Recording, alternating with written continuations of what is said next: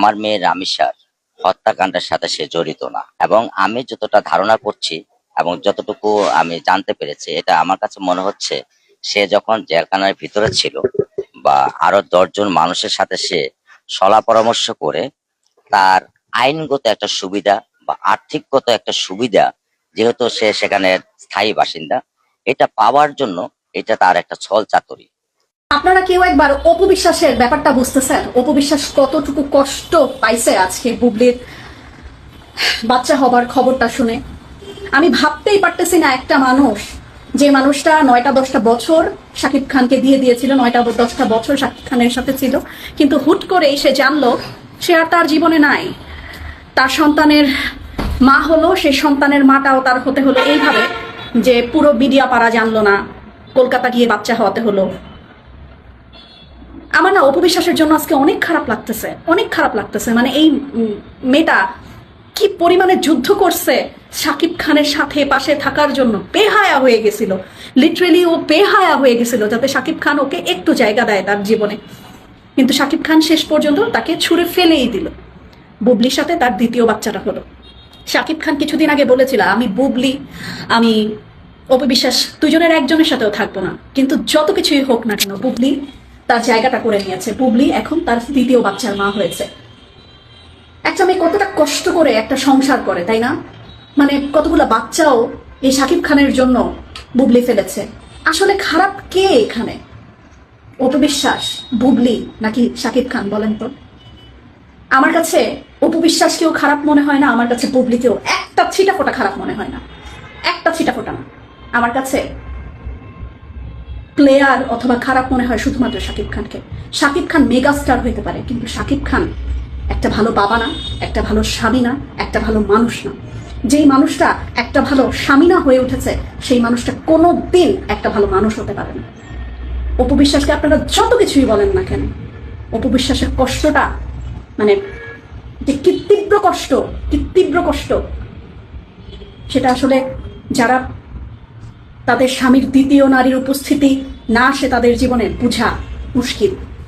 স্বামীর ভাগ কেউ দিতে চায় না, কেউ দিতে চায় না। অপু বিশ্বাস তাই বেহায়া হয়ে গেছিল। কি করবে বলেন, কি করবে? খারাপ লাগতেছে আমার, অনেক খারাপ লাগতেছে। বুবলি জেকে ধরে দাঁত কামড় দিয়েছিল শাকিব খানকে, যেতে দেয় নাই, ছাড়তে চায় না। এটা কোনো মেয়ে ছাড়তে চায় না, এটা কোনো মেয়ে ছাড়তে চায় না। স্বামীকে কোনো মেয়ে ছাড়তে চায় না। বুবলি বুবলির জায়গা থেকে রাইট, অপু বিশ্বাস অপু বিশ্বাসের জায়গা থেকে রাইট ছিল। কিন্তু শাকিব খান এইভাবে দুইটা মেয়ের জীবন নিয়ে খেললো, এইভাবে দুইটা মেয়ের জীবনকে কষ্ট দিল। আলটিমেটলি উনার জায়গাটা আসলে কোথায়? খুব ভালো সিনেমা করলে, খুব ভালো পদবি হলে, খুব ভালো দেখতে সুন্দর হলে, খুব ভালো নাম যশ থাকলেই হয় না, মানুষ হিসেবেও ভালো হইতে হয়। সেই মানুষ হিসেবে ভালো শাকিব খান কোনোদিন হয়ে উঠতে পারে না। জাতিসংঘে আমাদের সভাপতি নির্বাচিত হয়েছে, আপনারা তো জানেন অবশ্যই। কিন্তু আপনারা কি এটা জানেন যে এই সভাপতি নির্বাচন হয়েছে যে এখানে ভারত কিন্তু আমাদেরকে ভোট দেয়নি? চিন্তা করতে পারতেছেন? আমাদেরকে ভোট দিয়েছিল কি? পাকিস্তান। যারা না প্যাট করে না খালি ভারত ভারত ভারত ভারত ভারত ভারত বললে, হ্যাঁ, ভারত আমার কলিজা, ভারত আমার গিলু, ভারত আমার কলিজা, ভারত আমার মাতা, ভারত আমার বউ, ভারত আমার স্বামী স্ত্রী, হ্যাঁ, তাদেরকে আমি বলতেছি ভারত তো এটা ভোটটা দেয় না, পাকিস্তান দিয়েছে। এখন এখন এখন কেন?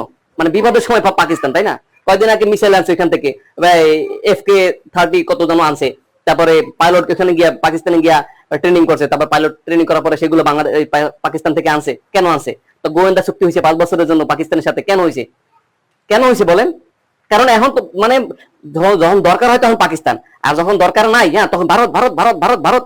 হ্যাঁ, ভারত যে বাস ধরা যেতেছে তাও বুঝেন না আপনারা। এই যে দেখেন, এই যে দেখেন জাতিসংঘ অধিবেশনে এই 98টা পাইছে বাংলাদেশের পররাষ্ট্রমন্ত্রী খলিলুর রহমান। সে পাইছে 98টা ভোট, আর 91টা পাইছে গ্রিসের না কে জানো। এখানে দেখেন কট খেয়ে যেত, কিন্তু কট খেয়ে যেত কিন্তু যদি মনে করেন পাকিস্তান ভোট না যেত তাহলে কট খেয়ে যেত। বুঝতে পারতেছেন? সুতরাং বোঝা দরকার। হ্যাঁ, ভারত তো দেয় না আপনাদের, তারপরে তো ভারত আঙ্গুর সুইস একেবারে সাইড না মধ্যে খায়। এর আগে তো মনে করেন পররাষ্ট্রমন্ত্রী ছিল, সে কি কইছে আওয়ামী লীগের সময় যে এই ভারত এবং বাংলাদেশ হচ্ছে স্বামী স্ত্রীর মতো। মানে কত বড় পাড়া একটা পররাষ্ট্রমন্ত্রী, পাড়ার মতো কথা কয়। এই 17 বছর আগে আওয়ামী লীগের আমলে সেই পররাষ্ট্রমন্ত্রী। অথচ দেখেন এখন বিপদের সময়, প্রয়োজনের সময় কারা হাত বাড়ায় দেয়? ভারত দেয় না পাকিস্তান দেয়? এখন বলবেন যে আমি রাজাকার। আরে আমি যে রাজাকার তাই ওই সেটা বেজার মা, ও বেজার মা, বাপ বেজার মা, 14 গোষ্ঠী বেজার মা, ওর মায়ের বেজার মা। ওর মনে কর ওই যে ওর যে ছেলে জন্মগ্রহণ করছে সেই বেজন্মা, ওর যে ধাত্রী আসল না হে বেজন্মা, এই জন্য আমার রাজাকার করবো। এছাড়া না, আমি সত্য কথা কয়ে যাবো।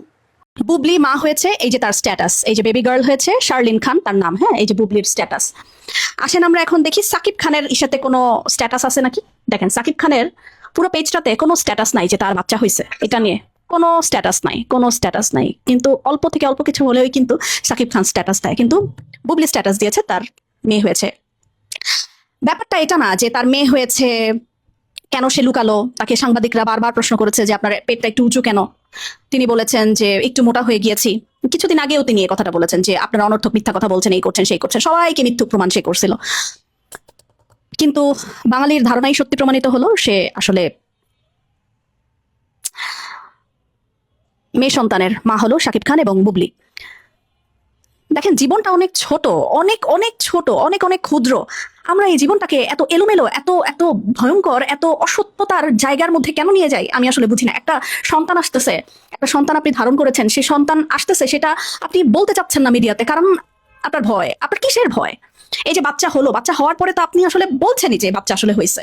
তাও পুরো বাংলাদেশের মানুষজনের প্যারাপেরিতে অ্যাডলফ খান একটা পোস্ট দিছিল যে কন্যা সন্তানের মা হয়েছে বুবলি, মানে অভিনন্দন জানিয়েছে, পুরো বাংলাদেশ জেনে গেছে, নামও জেনে গেছে শার্লিন খান। তো আলটিমেটলি বলতে হয়েছে জোর জবরদস্তি বাঙালিরা বলাইছে, না হলে এই স্ট্যাটাস তারা জীবনেও দিত না। এবং শাকিব খান দেখেন স্ট্যাটাস দেয়, শাকিব খান সুন্দর ঘুরে বেড়াচ্ছে, বাচ্চা হয়েছে, যে এই কথাটা পর্যন্ত লোকটা মুখে বলে নাই যে আমি বাবা হয়েছি। এটা একটা সন্তানের জন্য কতটুকু না পাওয়া, একটা সন্তানের জন্য কতটুকু কষ্টের, ব্যাপারটা চিন্তা করতে পারেন। মানে শাকিব খান শুধু একজন নায়ক হয়ে উঠলো, কিন্তু তার নিজের জীবনে সে কি নায়ক হয়ে উঠতে পেরেছে? আসলেও কি সে মহানায়ক? আসলেও কি সে নায়ক হয়ে উঠতে পেরেছে? এই যে তিনটা বাচ্চার বাবা, তিনি একটা বাচ্চা হওয়ার পরেও তাকে দেখছেন একটা স্ট্যাটাস দিতে, একটা বাচ্চা হওয়ার পরেও সে মিডিয়াতে এসে বলেছে যে আমার বাচ্চা হয়েছে, সবাই দোয়া করেন। সে তার মুভির প্রচারণা করছে।